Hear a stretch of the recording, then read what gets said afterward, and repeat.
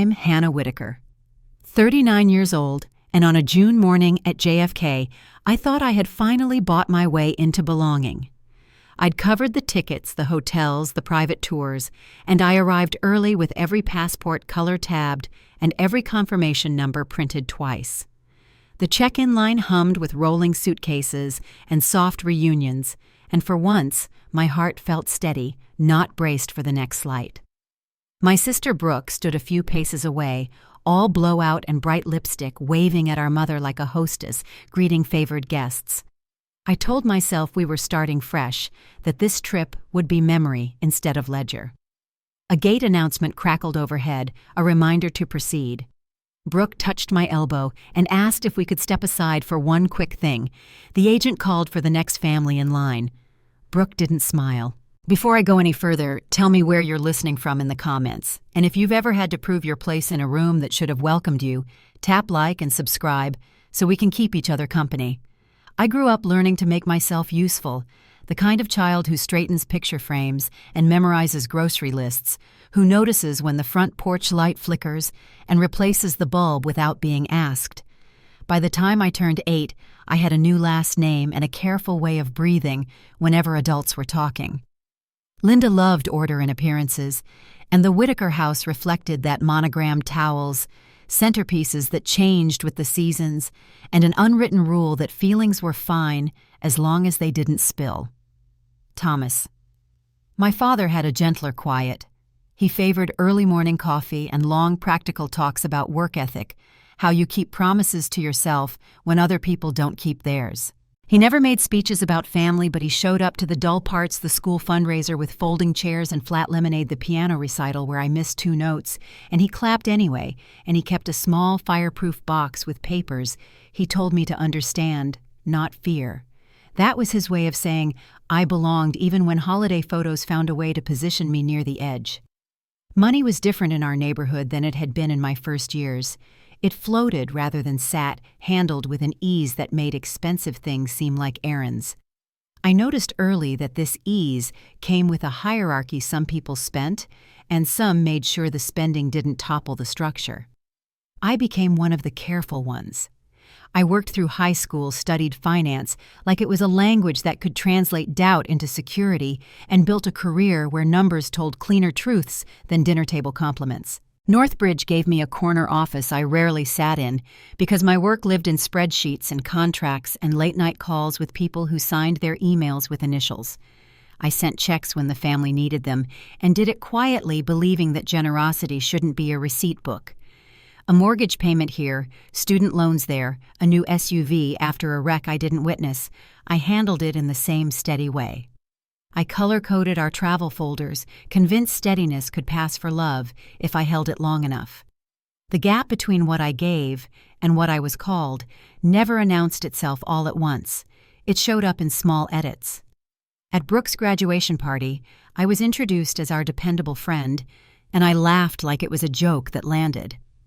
When Thomas got sick, I stayed at the hospital long after visitors left, reading contract language in the glow of vending machine lights, while Linda discussed floral arrangements for a charity luncheon over the phone. After he passed, the house sounded different, softer, without his shoes at the door, and the family business grew louder, as if silence needed to be managed like a PR problem.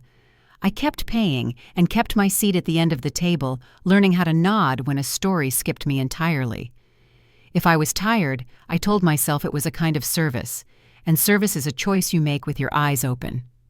When Linda mentioned she wanted to see Rome before she turned 65, I booked a trip that would have made a travel agent proud: direct flights, business class hotel balconies with morning sun, a guide who knew quiet streets where the coffee tasted like a promise.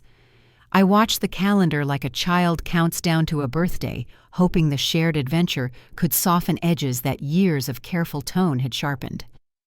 I packed chargers and motion sickness bands, printed itineraries on heavy paper, and convinced myself the right planning could stitch our names together until they felt seamless. On the morning we left, I stood in Terminal 4 with passports fanned in my hand, the Whitaker name staring back at me in gold, and breathed like someone who had finally arrived somewhere. Brooke's voice was light when she asked to speak with me, light, in the way people sound when they've decided something and are waiting for you to accept it. She scrolled on her phone, lips pressed, and said she needed to explain a tiny mix-up before we reached the counter. The agent lifted her eyebrows in our direction. A garbled announcement about boarding zones made our mother glance over impatience tucked behind her smile. I felt the air change the way a room shifts when someone lowers their voice, not to protect you, but to prepare you.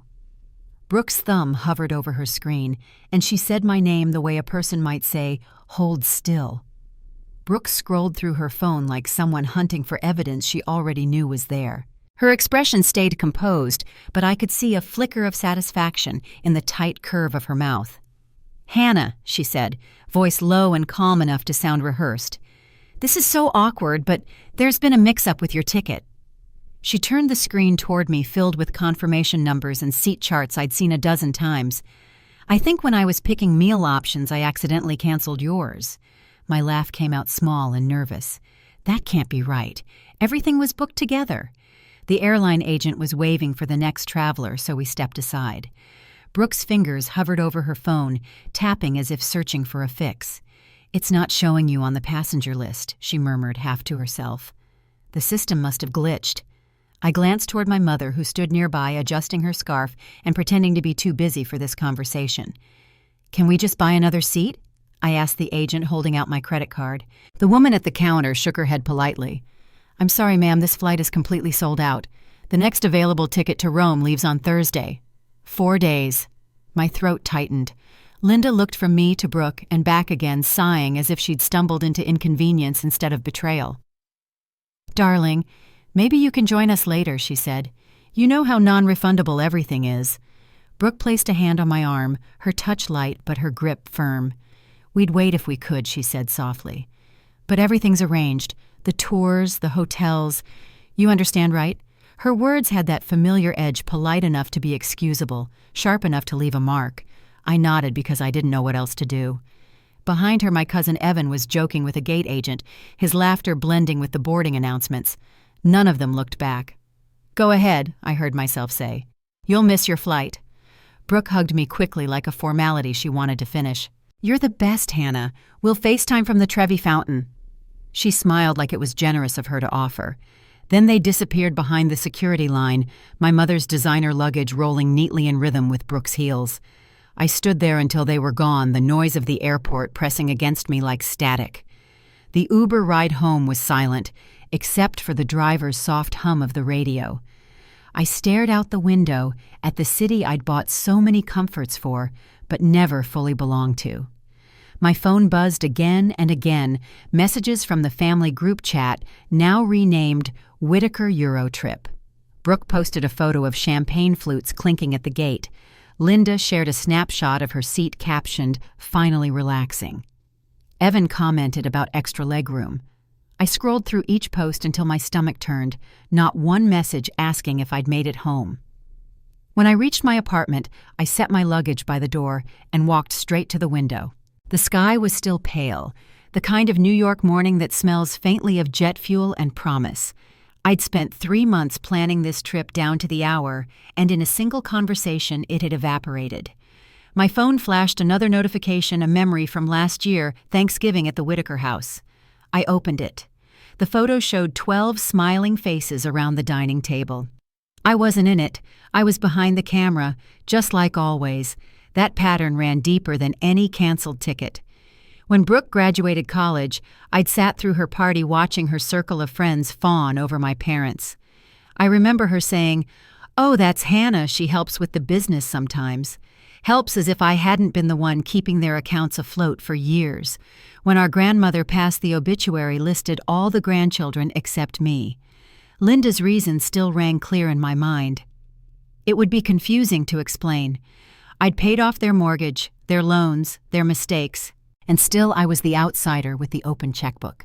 My success at Northbridge, my MBA, even the quiet pride of seeing my name on a corporate letterhead, all of it meant nothing at that house on Riverfield Lane. I was the helper, not the daughter, the one who bought the nice things but never quite earned a seat at the table. That night, the apartment felt too clean, too deliberate. I poured a glass of water and sat at the kitchen island, the same counter where I'd written the check for their down payment. A single photo rested by the fridge, me and Thomas at my business school graduation. He had one arm around my shoulders, his smile small but sure. I remembered how he'd whispered, "Always keep a backup plan." At the time, I thought he meant retirement accounts and safety nets. Now I wondered if he'd seen all this coming. The next morning, I forced myself to go into the office. My coworkers were talking about summer plans, trading stories of flights and beach rentals. I smiled where I needed to and closed my office door as soon as I could. My desk was lined with family photos, all slightly off balance. Me at Brooke's wedding, half cropped out. Me beside Linda at a fundraiser, my name misspelled in the caption. I should have taken them down years ago, but habit is heavy. When I opened my laptop, my hand hesitated over a folder labeled Whitaker Properties. I'd organized the family's real estate venture 2 years earlier, back when Thomas was still alive, and Linda wanted to expand the family legacy. Every contract, loan, and partnership had passed through my hands. They had insisted on trust and image. I had handled structure and solvency. I'd told myself it was love. The main file Legacy Tower opened with a password only I knew. Rows of numbers filled the screen, transactions linked to shell companies' accounts cross-referenced to lenders I recognized. Something in those figures caught my eye. The dates didn't line up, and one vendor name looked unfamiliar. I made a note to check later, but before I could dig deeper, my phone rang. Unknown number. Hannah Whitaker. I answered. The voice on the other end was smooth, professional. Ms. Whitaker, this is Grant Ellison. I believe we met briefly at the Northbridge conference last year. I sat up a little straighter. Ellison Capital controlled more than half the commercial properties in Manhattan. I've heard impressive things about your work, he continued. In particular, the structure you created for the Whitaker Legacy Tower. I'd like to discuss it over coffee if you're available. I glanced at my reflection in the dark computer screen, the faint outline of a woman still trying to make sense of an empty airport gate. I'm free all week, I said. Grant chuckled softly. Your family's traveling without you. His tone wasn't cruel, just matter of fact. Without me, I confirmed. The call ended with a time and a place, the St. Regis, 2 p.m. tomorrow. I sat for a long time after staring at the city outside my window. Somewhere over the Atlantic, my family was sipping champagne at 30,000 feet, believing they'd put me in my place. They didn't know the documents on my screen held something far more valuable than any vacation, the foundation of everything they claimed as theirs. I shut my laptop, slid my phone into my bag, and told myself I'd take the meeting. Not out of anger, at least not yet, but because numbers didn't lie, and this time I wanted to hear what they had to say. Outside, the evening light softened against the buildings, a kind of calm before weather shifts. For the first time in years, I wasn't waiting for their approval. I was waiting to see what the truth would do once it finally had a voice. The next afternoon, I walked into the St. Regis with that quiet kind of confidence that doesn't announce itself, but settles in your shoulders once you decide to stop apologizing for being there. The lobby smelled faintly of cedar and polished stone. I spotted Grant Ellison seated near the window, his gray suit pressed sharp enough to slice through pretense. He stood when he saw me and shook my hand like we were picking up a conversation already halfway done. "Thank you for meeting me, Ms. Whitaker," he said. "I know this is short notice." His tone was even his words deliberate. We ordered coffee, and for a moment, the clink of silver spoons was the only sound between us. Then he opened a leather folder and slid it toward me. "I'll get right to the point. Your family's project, Whitaker Legacy Tower, is in trouble." I glanced at the documents, the columns of figures, the letterhead of a lender I recognized. "Trouble how?" He leaned back, giving me space to read. "Their primary investor is withdrawing. There's a $2 million discrepancy no one has explained, and that investor plans to go public next week." His eyes met mine. "Your sister's name appears on every questionable transaction." For a moment, the room tilted. I traced a finger over Brooke's electronic signature beside line items that shouldn't have existed. Consulting firms that had no tax IDs, wire transfers with round numbers, all of it masked as vendor payments. "Why are you showing me this?" I asked. Grant's expression softened, not pitying, just measured. "Because I know who built this structure." "You did. And I also know who's been propping up people who never deserved your protection." He paused long enough for the truth to settle. "I'm offering you a choice. Let them collapse under their own weight or help me acquire the project legally cleanly. You'd walk away with 30% equity in Ellison Capital." The number landed like a heartbeat, 30%. It would make me one of the largest private shareholders in Manhattan's real estate market. But behind the calculation, I saw every check I'd written, every time I'd covered a shortfall with my own savings, because Brooke couldn't manage her way out of convenience. "If I do this," I said quietly, "they can't know it's me. Not until the deal is done." Grant's smile was small, but certain. "That's exactly what I was hoping you'd say. I need someone they trust to make sure the paperwork is signed. Someone they'd never suspect." He closed the folder, the snap of leather final. "They've never believed you were capable of playing their game. Let's use that." That night, I sat at my kitchen table surrounded by silence and a stack of contracts. Thomas's voice echoed somewhere in memory, his steady patience from years before, always have a backup plan. Maybe this was it. My phone lit up with Brooke's name. "Hannah," she said, her tone sharp, brittle at the edges. "Did you meet with Grant Ellison today?" I stared at the city lights outside my window. "Who told you that? Don't play dumb. Someone saw you at the St. Regis." Her breathing was uneven. "He's been sniffing around our project. If you said anything—" "Said what?" I interrupted. "You didn't even tell me you were back from Europe." "We got back yesterday," she replied flatly, skipping apology, like a step she'd already decided wasn't necessary. "Look, we need you at the launch. The investors want to see family unity. Don't make this harder than it has to be." I could hear the hum of conversation behind her, the easy laughter of people who assumed the world bent their way. "I don't think so," I said. Her voice sharpened. "You owe us, Hannah. We took you in. We gave you a name." The words hit harder than she realized. "And I gave you $200,000 for the house, $80,000 for your loans, and $35,000 for that trip you forgot to include me in." I kept my tone even. "You offered that money because she began, but stopped herself. Because I thought I was family, I finished for her." A long pause stretched across the line. Then, quiet enough to feel deliberate, she said, "You're not." When she hung up, I stared at my phone until the screen went dark. In that silence, the years of pretending collapsed. I reached for a pen and signed Grant's preliminary agreement. One signature and everything shifted. Near midnight, the phone rang again. Linda's number. I let it ring twice before answering. "Sweetheart," she began, her voice syrup smooth, the kind she used with donors. "Brooke told me about your little tantrum." "It wasn't a tantrum," I said. "I'm just done funding people who treat me like a tax deduction." She exhaled dramatically. "So we forgot your ticket. It was an honest mistake." "Was it?" I asked. Her tone cooled. "What are you implying?" "Nothing," I said. "But since we're being honest, maybe you should know your daughter has been stealing from the Legacy Tower Fund." Silence. Then a sharp inhale. "That's a cruel accusation. Check the books," I said. "Vendor payments to companies that don't exist. About $2 million worth. Even if it were true, which it's not," she said quickly, "that's family business. You're not family." The words landed without tremor. I already knew. "I invested $5 million of my own money in that project," I reminded her. "That was a gift. Gifts can't be reclaimed. I'm not reclaiming anything. I'm just finished giving." Her patience cracked.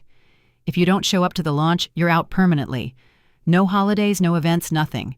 "I understand," I said, "and I'll make sure everyone else understands why." Her next words came colder than I'd ever heard them. "Love doesn't pay bills, Hannah. You should know that better than anyone."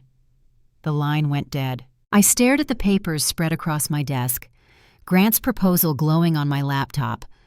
I didn't hesitate this time. I signed every page. Then I blocked every Whitaker number in my phone. 2 days later, I sat across from Grant again in his office overlooking Central Park. The view stretched far enough to make the city look almost peaceful. "The primary investor pulled out this morning," he said, sliding a document toward me. "Your family has 48 hours to find new funding or the project defaults. They'll never find $20 million in 2 days," I said. He nodded. "No, but Ellison Capital can. We buy the project at market value $15 million for something once worth $50 and announce it at their launch event. They'll have to sign publicly or admit bankruptcy." He smiled faintly. "Which do you think they'll choose?" I studied the papers, the lines of legal text that spelled out a quiet reckoning. "They told me not to come," I said. "Oh, you'll be there," Grant replied. "Just not as Hannah Whitaker, the daughter they cast aside. You'll be my guest, my strategic advisor, the woman who helped design the entire acquisition." I looked down at the pages again at my own name in small print under a subsidiary company tied to the deal. No one would notice until it was too late. My phone buzzed on the desk. A new message, unsaved number. "Brooke again. Please, we need that $5 million back. Just for a few weeks. I'm begging you." Grant glanced at the screen, then at me. "What will you tell her?" "Nothing," I said. "Silence will be my answer now." He nodded once, satisfied. "Then let's get to work." Outside, the late afternoon sun glinted off the glass towers across the park. Somewhere out there, the Whitakers were scrambling to save the empire they'd built on borrowed faith. They didn't know yet that their accountant already owned the pieces they were trying so hard to keep. Grant gathered the documents and stood. "We'll finalize everything tomorrow," he said. "And Hannah, when you walk into that ballroom, wear something that reminds them what they lost." I smiled faintly. "I already have the dress." As I stepped out onto Fifth Avenue, the air felt sharp and clean. The city moved around me, unaware of the quiet war unfolding above its skyline. And for the first time, I wasn't chasing their approval. I was simply walking toward my own beginning. I spent most of the next day reviewing every document linked to the Legacy Tower. The numbers lined up neatly until they didn't. I found a clause I barely remembered writing 2 years earlier, buried deep under addendums and legal language. Section 47B. It stated that if any managing partner was found guilty of fiduciary misconduct, their shares would automatically transfer to the largest individual investor. That investor was me. I sat back in my chair, staring at the sentence until the letters blurred. It was the kind of protection my father would have admired, quiet, legal, and impossible to undo. I called Grant immediately. He arrived at my office less than an hour later, his energy brisk and alert. I showed him the clause, tracing the paragraph with a fingertip. When he finished reading, he let out a low whistle and leaned against the edge of my desk. "You realize what this means," he said. "You already own 40% of their company. You're the majority shareholder." For a moment, neither of us spoke. The hum of the air conditioner filled the room. Grant smiled, slow and deliberate. "They don't know, do they?" I shook my head. "Then we use that," he said. "We let them believe Sterling, that's us, is acquiring the project. They'll sign over everything thinking they're saving themselves. In reality, they'll be handing it to you." We spent the next hour finalizing details, rehearsing how each document would appear, how my name would stay hidden in subsidiary filings until the reveal. It felt less like revenge and more like arithmetic, each line falling exactly where it belonged. Before he left, Grant paused at the door. "One more thing," he said. "When you walk into that ballroom, wear something that says power." I thought of the black dress hanging in my closet, the one Linda once told me was too much for family events. It would do perfectly. 2 mornings later, I woke to another message from Brooke sent from a new number. "Please, Hannah, we just need help covering the gap until after the launch. I swear we'll pay you back." I didn't respond. Grant was right. Silence was an answer. By the day of the launch, everything was set. The documents were printed, notarized, and sealed. Grant's team had the acquisition announcement queued for press release the moment signatures hit paper. The Ritz-Carlton ballroom gleamed with gold trim and the low murmur of expensive anticipation.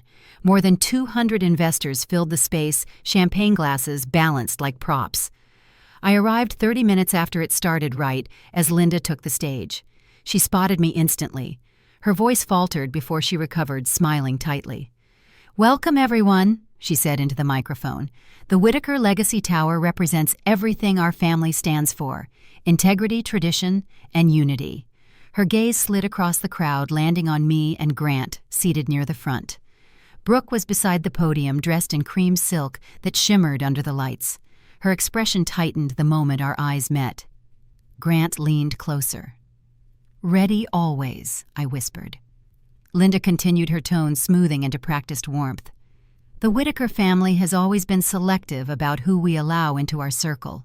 Blood ties and loyalty matter." The room murmured polite approval. "Tonight we celebrate with those who have earned their place." The air changed. Heads turned toward me. Brooke took the microphone next, her smile bright but brittle.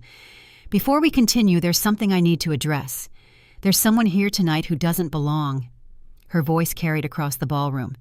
"Hannah Whitaker, though she uses our name, is not a Whitaker heir. She's not blood. She's not family." A hush fell over the crowd. Security began moving toward me. Cameras flashed. Grant rose slowly, unhurried. "Actually," he said, his voice firm enough to still the room, "Ms. Whitaker is here as my guest." The guards froze. Everyone knew who Grant Ellison was. You didn't remove his guests without consequence. "Mr. Ellison." Linda began, her smile strained. "We weren't expecting you." "No," he said evenly.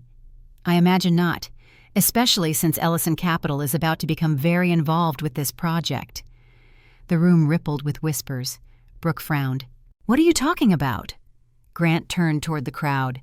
"Perhaps you should ask your accountants about the $20 million funding gap and the $2 million in vendor payments to non-existent companies." Phones came out instantly. The investors murmured, a dozen small storms breaking loose. Linda's face lost its practiced calm. "That's slander," she snapped. Grant's expression didn't change. "Interesting that you'd call it that when I haven't mentioned any names." Brooke stepped forward, panic creeping into her voice.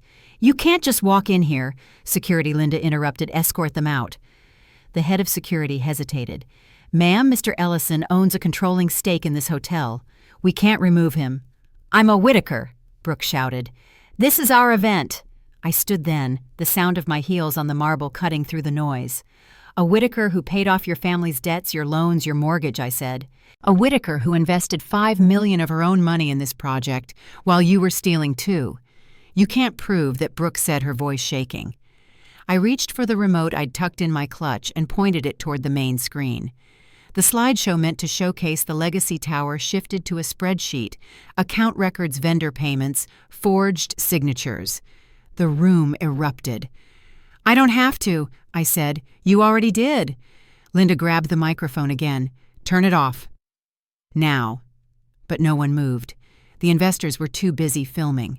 Grant stepped onto the stage beside her. "Ladies and gentlemen," he said, his voice cutting clean through the uproar, "Ellison Capital has monitored the Whitaker Legacy Tower for some time. As of this morning, we've acquired all outstanding debts and liens associated with it." The screens changed again, showing the acquisition papers. Gasps rippled through the room. Effectively, Grant continued, "We now control the project." Linda turned red. "You can't do this." "Actually," he said smoothly, "we can. There's a clause, section 47B. In the event of fiduciary misconduct by any managing partner, their shares automatically transfer to the largest individual investor." He turned slightly toward me. "Would you like to tell them who that investor is?" Brooke's face went pale. "No," she whispered. Grant smiled. "Ms. Hannah Whitaker, who invested $5 million of her own funds, now holds 71% ownership of this project." For a second, the room was silent. Then the flash of cameras filled it like lightning. Linda's knees gave way, and she sank into a chair. Brooke stared at me, eyes wide, her world unraveling in real time. "She's not even family," Brooke shouted. "Tell them, Mom! Tell them she's nothing!" Grant looked at her evenly. "She's somebody now. In fact, she's your new employer." He turned to me. "Ms. Whitaker, would you like to address your investors?"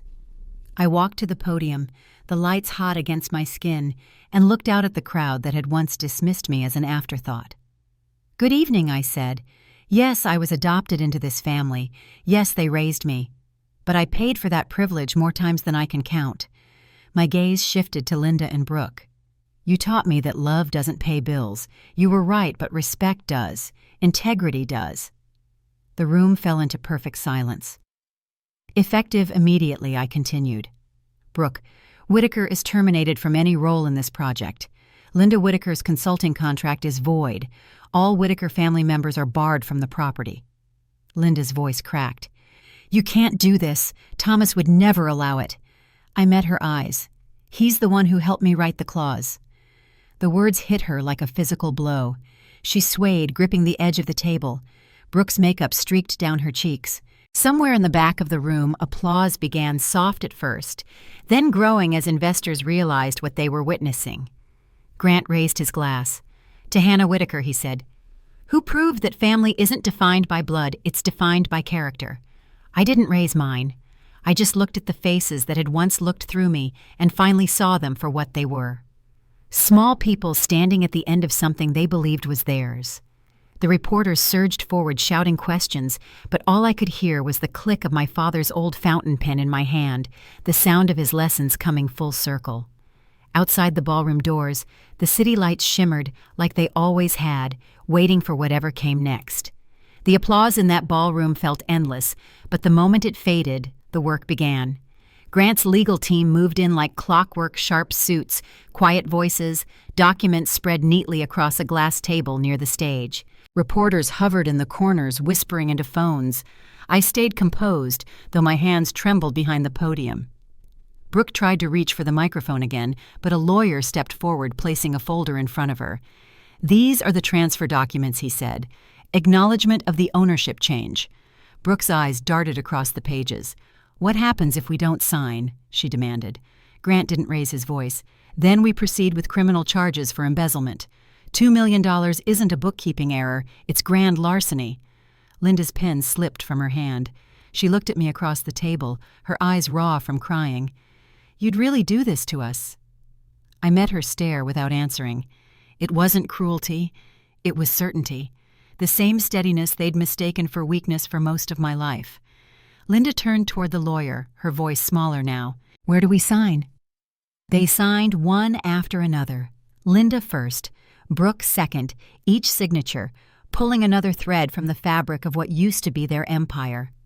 When the last page was complete, the lawyer gathered everything into a binder and handed it to Grant. He turned to the crowd. "Ladies and gentlemen, this concludes the transaction. Ellison Capital officially recognizes Ms. Hannah Whitaker as the majority owner of Whitaker Holdings and the sole controlling partner of the Legacy Tower." The sound that followed wasn't applause. This time it was the rustle of realization. Investors leaned toward one another, already calculating new alliances. The Whitakers had just fallen, and everyone wanted to know how close they'd been standing. Linda gripped the edge of the table, her voice hoarse. "You'll regret this, Hannah. Family is forever." I looked at her calmly. "Then you should have acted like it was." Security moved forward as Grant nodded to his assistant. "Escort the former management team from the premises," he instructed. Brooke froze, clutching her handbag. "You can't make us leave. This is our event." "Not anymore," I said. "The lease is in my name now." They hesitated just long enough to understand it was over. As they were let out, reporters surrounded them, flashes bursting in every direction.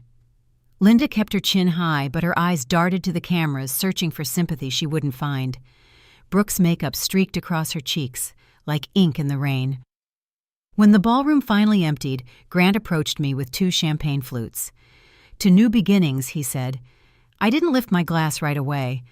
My gaze followed the last few guests leaving through the double doors. "They thought I'd never fight back," I said quietly. "Now they'll have to learn how to live without the person who always cleaned up their mistakes." Grant nodded once. "You didn't destroy them, Hannah. They did that to themselves." I took a sip, the bubbles sharp against my throat. "Maybe so," I said. "But it's done." That night the city outside the hotel shimmered like it always did, indifferent, alive, already moving on. The next morning the story broke everywhere. Adopted daughter overthrows family empire. Whitaker scandal shocks Manhattan. Every outlet ran it differently, but the photograph was the same me standing beside Grant, a dozen microphones pointed in my direction. The days that followed were a blur of calls, meetings, and statements carefully worded by public relations teams who suddenly wanted to represent me. At Northbridge, my office phone never stopped ringing. Some congratulated me. Others wanted details. A few hinted at offers I wasn't ready to consider. By the end of the week, the Whitaker name had become a liability. The charity boards Linda once dominated demanded her resignation. The private clubs she'd treated like extensions of her living room revoked her membership without ceremony. Friends she'd entertained for decades stopped returning her calls. Brooke fared worse. The FBI opened an investigation into her embezzlement, freezing her accounts before she could hide a dime. She tried to call once using an unfamiliar number. I let it go to voicemail. The message was short. "I know you hate me, but please, Mom's not okay." I deleted it without replaying it. The penthouse transfer came through 2 weeks later. Linda's belongings were boxed and delivered to a storage unit in Queens. When I arrived to inspect the apartment, the silence felt heavier than I expected. I walked through each room, taking in the traces of a life that had once been larger than its walls. Family portraits were gone, leaving faint outlines on the paint. The scent of expensive candles lingered, mixed with something faintly metallic, like perfume and regret. I signed the final inspection papers, then turned to the building manager. "They have 30 days to vacate," I said. He nodded, relief washing over his face. "They already moved out yesterday," he told me. "Left a note for you." He handed me an envelope addressed in Linda's elegant handwriting. I opened it right there in the hallway. "Hannah, we only wanted to protect what your father built. You've turned it into something unrecognizable. I hope it keeps you warm." I folded the note once and slipped it into my pocket. Back downstairs, a delivery truck waited with new signage for the property Ellison Plaza. I watched as workers replaced the name Whitaker Legacy Tower with the new lettering, each letter lifted, drilled, and secured. The metallic scrape echoed off the glass, sharp and final. Grant joined me outside, hands in his pockets. "It looks right," he said. "It looks honest," I replied. He smiled faintly. "You handled today better than most seasoned executives. I've seen men twice your age fall apart after half this kind of pressure. Maybe they never had to stand alone," I said. He studied me for a moment, then nodded. "Take tomorrow off. You've earned it." But I didn't. Instead, I spent the next morning signing papers that would redirect the $5 million I'd invested in the project to something better, a new initiative called the Foster Scholars Fund. It would provide tuition and housing for kids aging out of the system, the kind of children I once was. When the foundation announcement went public, the reaction surprised even me. Donations poured in from people who'd followed the Whitaker story, many of them strangers who simply wrote "thank you" for standing tall. By the time the first round of scholarships was approved, the Whitaker name was no longer on the building or the business. It existed only in old contracts and archived newspaper headlines. A month later, I saw a photo in an online article, Linda leaving a courthouse, sunglasses covering most of her face. Brooke walking beside her, thin and pale. The caption read, "Former socialite Linda Whitaker faces public backlash following daughter's indictment." I closed the page. That evening, Grant and I met for dinner at a quiet restaurant overlooking the park. The air smelled faintly of rain and the city felt calmer than usual. "Do you ever wish it had ended differently?" he asked. I thought about that for a long moment. "I wish they'd been different people," I said finally. "But endings are earned, not given." Grant raised his glass again. "To earned endings," he said. "To clean beginnings," I answered. Outside, the nightlights shimmered against the windows, reflecting a city that had already moved on from the Whitakers and their fall. For me, though, it wasn't over yet. There were still loose ends waiting to surface, letters that would find me, and voices from the past that wouldn't stay silent. The fallout came faster than anyone expected. Within 48 hours, every major paper in New York had run some version of the story.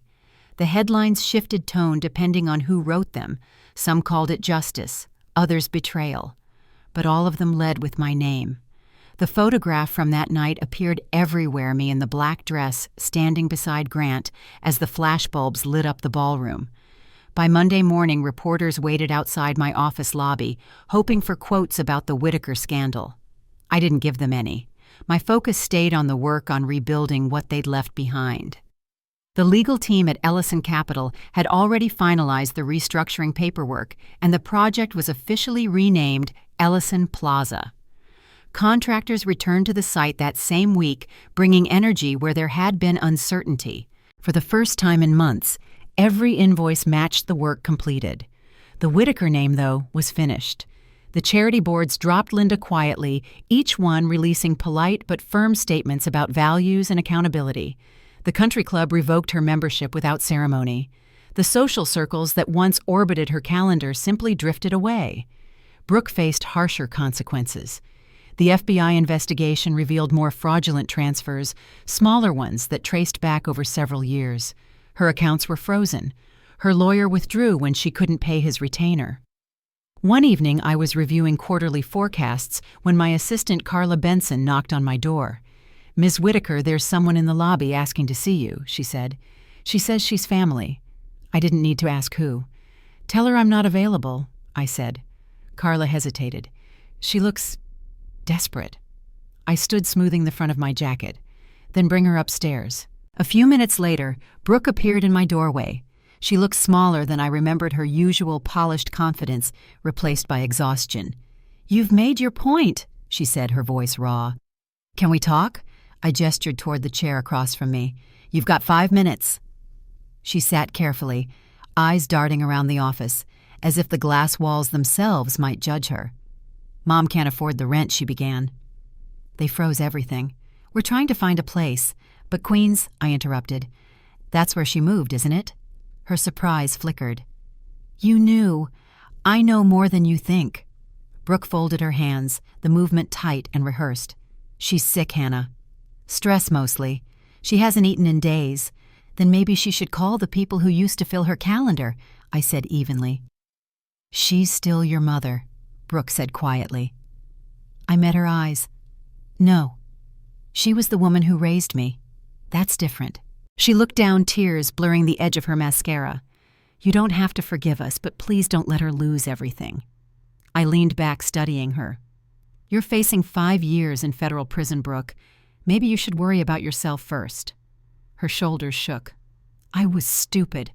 I wanted to prove I could run the company.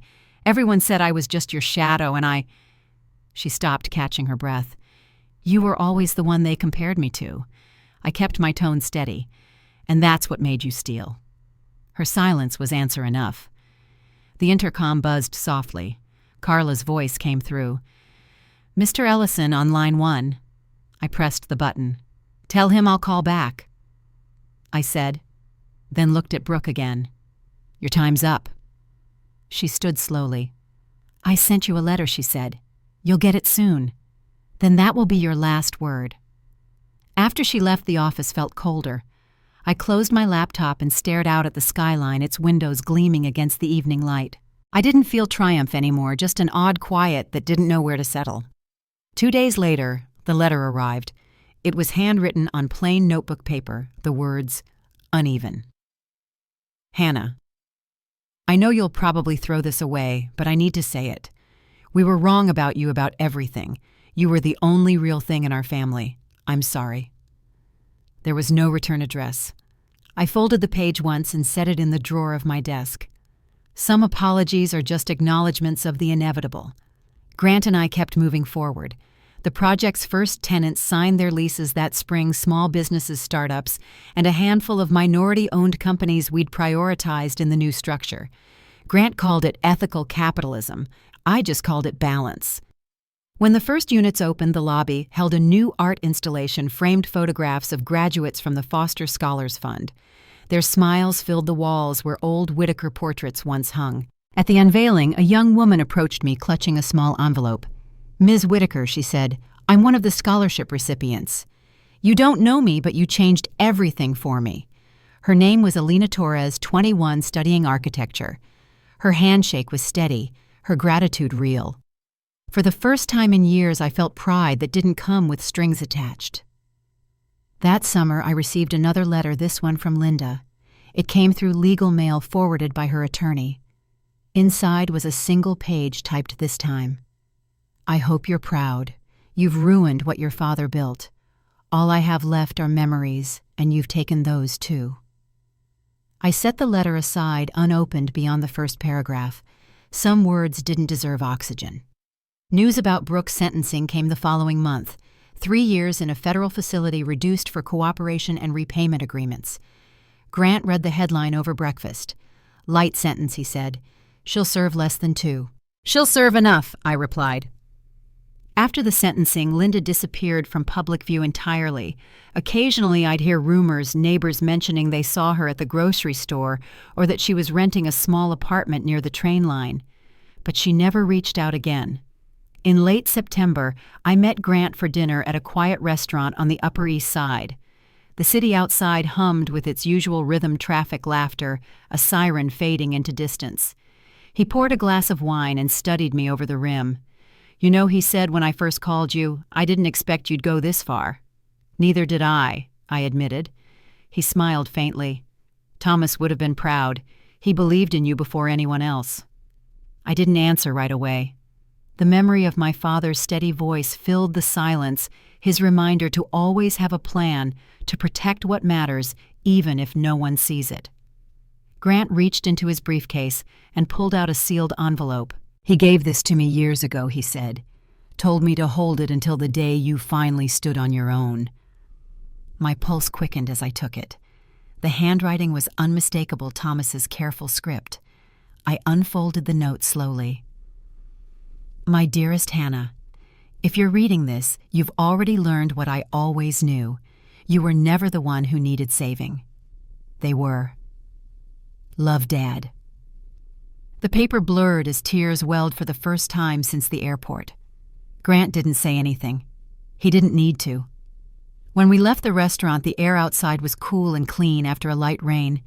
The city lights reflected on the wet pavement like scattered gold. For once, I didn't feel like I was walking away from something. I was walking toward the life I'd built step by step, with nothing borrowed and nothing owed. Still, a small part of me wondered how it would all settle in the years to come, what redemption might look like for people who'd only ever known power and control. I didn't have that answer yet, but I knew the story wasn't finished. Something in me sensed the next chapter waiting, quiet but certain, just beyond the skyline. The next year came and went quietly, but the ripples never really stopped. The Whitaker name that once filled charity galas and business pages now lingered in the fine print of court records. Most people moved on to the next scandal, but in certain corners of the city, whispers still followed them. I'd see old acquaintances cross the street rather than make eye contact, unsure which version of the story they'd believed. For me, it didn't matter anymore. Ellison Plaza opened on schedule that spring. The ribbon cutting was simple, no flashbulbs, no press invites, just the partners, the tenants, and a handful of scholarship students who had helped design the community garden on the ground level. Alina was there smiling in a way that made every long night worth it. She told me she'd been accepted into a graduate program for urban planning, and she wanted to make cities fairer for kids like us. Hearing her talk about the future felt like closing a circle I hadn't even realized was open. After the ceremony, Grant and I stayed behind while the crowd drifted toward the reception tent. He handed me a folder with the finalized ownership documents for the property portfolio. "You're officially listed as senior partner now," he said. "It's time." His tone carried a quiet pride, but also something gentler. I thanked him, though the words felt too small. Life settled into a steadier rhythm after that. I spent most mornings in the new downtown office we shared, dividing time between financial strategy and the Scholarship Foundation. The days were full but not chaotic, the kind of full that feels earned. Yet every so often the past found its way back, usually through the mail. Letters usually unsigned, sometimes scrawled in shaky handwriting, a few typed in short bursts of anger. I read none of them. The weight of those envelopes no longer held power. Then one afternoon, Carla buzzed me. "Ms. Whitaker, there's a man here who says he's a reporter. Should I send him away?" I looked at my calendar. "What outlet?" "The Ledger," she said. "He says it's about the Foster Scholars Fund, but I think he's hoping for something else." "Send him up," I said. The man who entered was younger than I expected, mid-30s, maybe notebook tucked under his arm. His name was Elliot Grant, no relation to my partner. He smiled politely as he sat. "I promise this isn't an exposé," he said. "I'm doing a feature on philanthropic programs with measurable impact." "Impact?" I asked. "Yes," he said, flipping through notes. "We've covered your fund's results, the college placements, the mentorship programs, but people are also fascinated by your backstory, how you turned personal loss into something transformative." I studied him for a moment. "I'm not interested in telling that story again," I said gently. "Every time it's told, it gets twisted into revenge or tragedy. It was neither. He nodded. Then how would you describe it, I thought for a moment. Recovery, I said finally, for everyone involved. When the article ran 2 weeks later, it surprised me. He'd written it with restraint, focusing on the work rather than the history. The headline read, "The Quiet Architect of Second Chances." It was the first time my name had appeared in print without the word Whitaker attached to scandal. A few months later, another letter arrived, this one from Brooke. The return address was a federal correctional facility in upstate New York. I almost set it aside, but something about the careful handwriting made me open it. Hannah. It began. I know I don't deserve a reply, but I've been in counseling here and I needed to tell you this. You were right about everything about Mom, about me, about the way we treated you. I used to think strength was about control. You showed me it's about integrity. I'm sorry I couldn't learn that sooner. There was no plea for help, no request for money, just an admission, and something close to peace. I folded the letter carefully and slipped it into the same drawer as my father's note. By fall, the foundation had awarded its 200th scholarship. The ceremony was held in the same ballroom where the Whitakers had fallen apart 2 years earlier. Standing at the podium, I could almost hear the echoes of that night, the tension, the flashes, the moment everything split open. But this time, the air was different. The room was full of people who had earned their place, who looked at one another as equals, not stepping stones. After the event, Grant found me near the exit. "You should be proud," he said. "I am," I answered. He hesitated, watching the crowd disperse. "You know, people keep asking me what drives you," he said. "I tell them it's not revenge, it's stewardship. You protect what others neglect." I smiled at that. I think that's what my father meant by having a plan.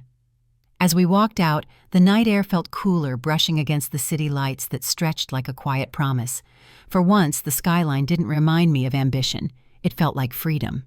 The following week, Carla came into my office holding another envelope, thicker this time. This one came by courier, she said, from a law firm in Queens. I took it and thanked her. Inside was a notice from a property management company, one of the smaller holdings that had once belonged to the Whitaker estate. The accompanying note was short.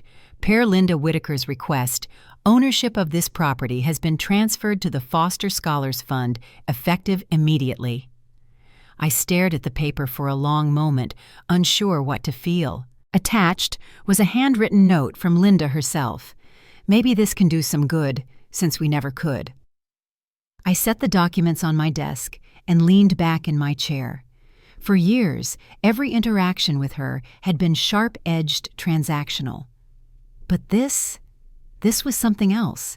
Maybe not forgiveness, but something closer to understanding. That night, I walked past the construction site of our next project, an affordable housing complex we were building on the Lower East Side. The streetlights reflected off the steel beams, catching the dust in soft gold. A banner stretched across the fence, Ellison plus Whitaker Development Building Foundations for Tomorrow. For the first time seeing my name, there didn't feel like claiming ownership. It felt like closing a loop. The girl who once stood alone at an airport gate had built a place no one could erase her from. As I crossed the street, I looked up at the darkened windows and thought of Linda somewhere in Queens, probably in a small apartment, probably still trying to make sense of the silence we'd both chosen. There were no more phone calls, no more ultimatums, just distance. And maybe that was what healing looked like. I didn't know what the next chapter would hold, but I could feel it forming quietly, just beyond what I could see. Some endings don't come with applause. They arrive like dusk, soft, steady, inevitable, leading you into whatever comes next. The next spring arrived quietly, the kind that doesn't announce itself with fanfare, but with light that lingers a little longer at the end of the day. From my office window, I could see the garden outside Ellison Plaza, in full bloom, rows of tulips planted by the first group of Foster scholars. Alina had returned that morning to visit, standing in the courtyard she'd helped design. She was taller, somehow more certain. "It's strange," she said, laughing softly. "I used to dream about escaping the city. Now I just want to build something here." Her words stayed with me long after she left. Grant and I met later that week to finalize plans for the new housing project. He'd aged a little since we first met, more gray at his temples, a slower smile, but his energy was the same. "You know," he said as we walked the site, "this started because someone left you behind at an airport." I smiled faintly. "Sometimes that's what it takes to find where you belong." He nodded, glancing up at the steel rising above us. Funny how loss has a way of building foundations stronger than we expect. That evening, after everyone had gone, I stayed behind to review the final financials for the Foster Scholars Fund. The numbers were steady, but the letters from the students told the real story. Kids who had grown up in foster care, now teaching, designing, leading. They wrote about second chances, not just for themselves, but for others like them. Reading their words, I felt a quiet kind of peace, one that didn't come from winning or proving anything, but from knowing the pain had finally turned into purpose. A few days later, an envelope arrived at the office. The return address was from a small correctional facility in upstate New York. Brooke's sentence had ended. Inside was a single sheet of paper. "I'm out. Mom's health isn't good, but she asked about you. I told her you're doing fine. I hope that's true." I folded the letter and placed it beside the others. It was enough. No anger, no accusations, just words that sounded almost human again. I didn't write back, but I did think of them. I imagined Linda tending to a small garden behind her apartment, the way she used to trim roses on the terrace years ago. Maybe that was her own kind of rebuilding. Maybe that was what forgiveness looked like when spoken too late. The following month, Grant hosted a dinner at the plaza for our senior staff and scholarship graduates. The tables were lined with white tulips, the same flowers that had once filled the Whitaker estate in better days. He stood to make a toast, his voice carrying across the room. To Hannah, he said, lifting his glass for showing us that the best legacy isn't inherited, it's created. The room rose with quiet applause, and for a moment I wished my father could have seen it. Then again, maybe he had planned it all along. After the guests left, I walked out onto the terrace overlooking the city. The skyline shimmered in the distance, light stretching toward the river. Somewhere out there, a younger version of me still stood at that airport gate holding a ticket that would never scan. I wanted to tell her that she'd survive, that she'd learned to stop begging for love that cost her peace, that one day she'd build a home that no one could take away. The wind shifted cool and gentle, carrying the scent of rain and new beginnings. I thought of the people who'd passed through my life, the ones who broke me, the ones who helped me heal, the ones who taught me the difference. Each of them had shaped this version of me in ways I could finally accept without bitterness. If there's one truth I've learned, it's that justice isn't always loud. Sometimes it's the quiet decision to stop showing up for people who never noticed when you were gone. Sometimes it's choosing growth over revenge, peace over being right. Family isn't defined by the name on a document or the blood that runs through it. It's built by the people who choose to stay when it would be easier to walk away. As I locked up and turned off the lights, the reflection of Ellison Plaza glowed in the glass doors, a building born from heartbreak, now filled with life. I stepped outside into the night, the hum of the city steady around me, and realized this was what freedom truly felt like. Not the absence of the past, but the calm that comes when you've made peace with it. And maybe that's what I hope others hear in my story, not a tale of revenge, but of resilience, of learning that dignity doesn't come from being accepted, but from finally accepting yourself. If you've ever had to walk away from people who made you feel small, I hope you remember this. You don't owe anyone your peace to prove your worth. Sometimes the most powerful thing you can do is simply choose yourself. Thank you for listening to my story. If it found you at the right moment, share it with someone who needs to hear that they can begin again too. Because healing doesn't erase the past, it just teaches you how to carry it with grace.